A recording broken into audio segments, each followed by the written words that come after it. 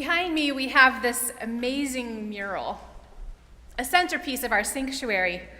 It was created in 1965 by the artist Alexander Gerard and his sons, who made it out of pieces of wood that they found mostly as is.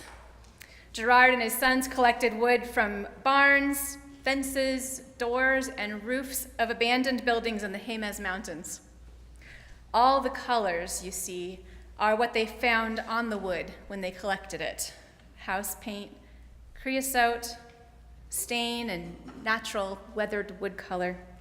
They didn't add any color. They brought it all back to Albuquerque, and church members here helped cut the wood into squares. Have you ever tried to guess how many wood tiles are up there? Maybe in a boring moment during a sermon? Perish the thought, right? I'll bet it's more than you think. There are 5,000 tiles. When we built this sanctuary several years ago, we had them moved one by one from the old sanctuary, what's now our social hall. And if you're a relative newcomer, you may have noticed and wondered about that mural-shaped wall that is still in that room. From found pieces and with inspiration from church members and with his own imagination, Gerard crafted a mural representing the world's religions. And the symbols you see behind me represent Unitarian Universalism, Confucianism, Judaism, Islam, Shinto, Christianity, astro worship, Zoroastrianism, ancient Egyptian tradition, Hinduism, and Buddhism. And Gerard added a heart to represent the spirit and love that are present in all of the great religions and that unite people across difference. Of course, the mural does not represent every religious tradition in the world. I'm not sure such a thing is even possible because, for one thing, there really isn't agreement on what the term religion means. Is a religion a set of beliefs? Well, here in the US, that's how it tends to be defined, but that's really not quite right. Look at us, for example. We don't have a creed here. Unitarian Universalists are brought together by a covenant, a vision of how we want to inhabit this world together in relationship with each other and with all things. We draw on our rich religious history and on many sources in order to do so, including welcoming insights from other world traditions.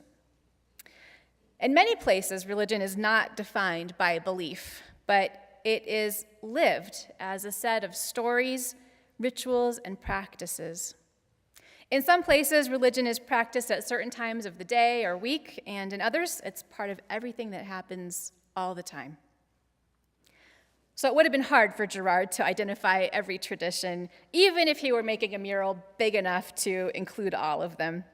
Instead, by bringing together the diverse traditions it does have, our mural represents the great diversity of all. Nevertheless, as the years went by, our congregation grew in its awareness of particular traditions, and pretty soon it started to feel like a few important ones had been glaringly omitted. Native American tradition, for example, indigenous to this land that we're on, is absent. That's a pretty big one. Pre-Christian earth-centered traditions from Europe are absent. Although ancient Egypt, Christianity, and Islam are present, that leaves out traditions indigenous to most of Africa. So we seek to complement the mural with new symbols, and that's one of the reasons why this sanctuary was designed with the nichos you see up to your right. For the last couple of years, there's been a display of objects from Africa there. And soon we'll have a display of science-related objects, because symbols of science are also absent from the mural. You can see some of the objects that will be in the nichos up close today after the service if you'd like. They're displayed here on the platform. Now, I would not call science a religion, but science is named among the 6 sources from which Unitarian Universalism draws. Most of you have heard the sources before, but I'm going to read them now, and I invite you to hear them again as though for the first time, because they're bold and beautiful when they're all together like that. In no particular order, their UU sources are direct experience of that transcending mystery and wonder affirmed in all cultures, which moves us to a renewal of the spirit and an openness to the forces which create and uphold life. Words and deeds of prophetic people, which challenge us to confront powers and structures of evil with justice, compassion, and the transforming power of love. Wisdom from the world's religions, which inspires us in our ethical and spiritual life. Jewish and Christian teachings, which call us to respond to God's love by loving our neighbors as ourselves. Spiritual teachings of earth-centered traditions, which celebrate the sacred circle of life and instruct us to live in harmony with the rhythms of nature. And humanist teachings, which counsel us to heed the guidance of reason and the results of science, and warn us against idolatries of the mind and spirit. There it is. Scientific discovery does not just coexist with Unitarian Universalism. It's named among the sources that shape our tradition. Our tradition, which is one that grew out of the Christian tradition. In the history of Christianity and science, it used to be the other way around. Religion came first, then science. In the time before science came to be seen as separate from religion, the questions people asked about how nature works and why the ocean is blue and how so many kinds of animals came to be, all those questions flowed out of a Christian worldview. Humans who were created by God were studying the rest of creation. They studied plant cycles and weather patterns, cells and planets. Trouble began when theories from these observations contradicted treasured religious ideologies, like when Copernicus's theory that the earth revolves around the sun conflicted with the Christian teaching that everything revolves around the earth, and specifically around humans. Then we began to see clashes of what, with hindsight, we call religion and science, but they didn't start out necessarily as distinct. We just came to see them that way. One of the most infamous clashes was that one between the Catholic Church and Copernicus in the 1500s. Another one occurred between the Church and Galileo less than a century later, after violating an injunction issued by church authorities, quote, not to hold, teach, or defend in any way whatsoever that the earth moves. Galileo was forced to recant his discoveries. He spent 8 years in house arrest. And that turned out to be the rest of his life. He died at the age of 77. In recanting, Galileo had to state that his discoveries were abjured, cursed, and detested. Abjured means shunned. This caused him a lot of grief, but recanting saved him from being burned at the stake. Now, obviously, there are many Christian and other churches that don't pick fights with science. Over 350 years after the Galileo incident, even the Catholic Church acknowledged that they had been wrong. That was in 1992. Just stating the facts. But in the US, in the late 1800s, some Christians believed the influence of reason and science had gone too far. They saw liberal ministers, like Unitarians and Universalists, taking a critical eye to the Bible and allowing scientific discovery to change some tenets that had previously been held dear, such as the teaching that there's literally a place called hell and that most of the world's population will go there. We do not teach that. In response to religious liberalism, which had been influenced by science as well as anthropology and historical criticism, a counter-movement formed, Christian fundamentalism. It argued that there are fundamental statements of belief that have to be defended against change. In 1910, a seminal book called The Fundamentals laid out the claims of the movement, and now you know where the term fundamentalism comes from. In the 20th century, fundamentalists organized, and they found their public voice. They argued for school prayer and for teaching creationism alongside evolution. They viewed much of science with disdain, and to this day, there is skepticism among many religious conservatives that scientific studies can be trusted. This includes climate science, studies that show gay and transgender people are not simply choosing a lifestyle, but that their identities are their birthright, and other scientific inquiry that is suspected of being part of a liberal agenda. Some have tried to reconcile science and religion by suggesting that they belong to separate but compatible spheres. Stephen Jay Gould was a professor of zoology, biology, and geology at Harvard. In his book, Rocks of Ages, Gould argues that science and religion belong to non-overlapping magisteria.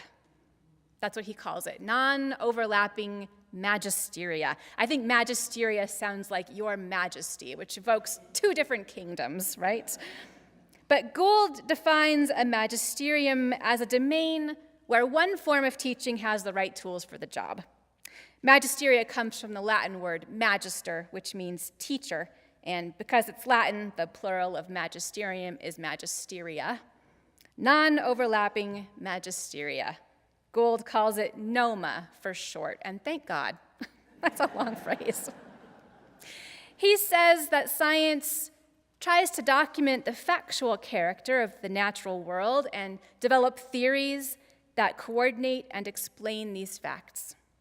Religion, on the other hand, does something different. Religion, Gould says, operates in the equally important but utterly different realm of human purposes, meanings, and values. Subjects that the factual domain of science might illuminate but can never resolve. So science asks, how does it work? And religion asks, what does it mean? The teachings in one domain may inspire conversation and spur thinking in the other, Gould says, but science and religion respond to fundamentally different questions. That's tidy. So crisp and clear, and it resonates with me. I like it, but of course that's because I'm a religious liberal. And I'm comfortable with science doing the explaining for the natural world, and I'm comfortable adjusting my religious views accordingly. That's the perspective of Unitarian Universalism. It's also true that many scientists are religious and many churchgoers are scientists. In fact, the author of this morning's reading, Richard Sonnenfeld, is a physicist at New Mexico Tech and a beloved member of our congregation. Those who embrace both science and religion know that it takes courage sometimes. Science can be spiritually challenging. In May, for example, a study was published exploring what happens to the brain during religious experiences, or what happens in the brain during religious experiences. And this was an interesting study because while past studies have looked at what happens in the brains of Buddhist monks or Carmelite nuns or other specialized religious practitioners, this study wasn't limited to one religious tradition or to religious experts. In fact, you might describe the participants in the study as spiritual but not religious. The participants were 27 young adults who had had the experience of oneness with a higher power or with all things at some point. However they defined it, they'd had a religious experience of oneness. The researchers then created visualizations tailored to that past spiritual experience of each subject. They wanted to try to recreate the feeling of that experience in a clinical setting. So, if the participant had had a spiritual experience by the ocean or on a mountain, the guided imagery evoked that. If the experience had occurred during meditation or during some kind of intense physical exercise, the visualization was tailored to that. Then, while the participants were guided through these visualizations, the researchers did functional MRIs on them to see what was happening in their brains.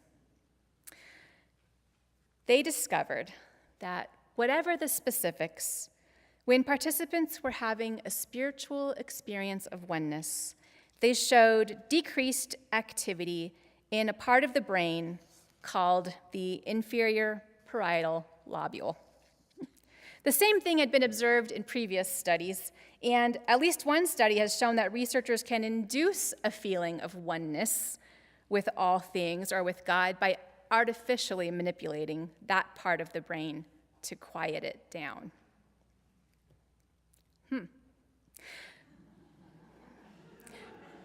It's all right. Further research has shown that spiritual experiences of oneness make people more resilient in life. It makes them able to deal with stress or loss or addiction better than those who've not had such a spiritual experience.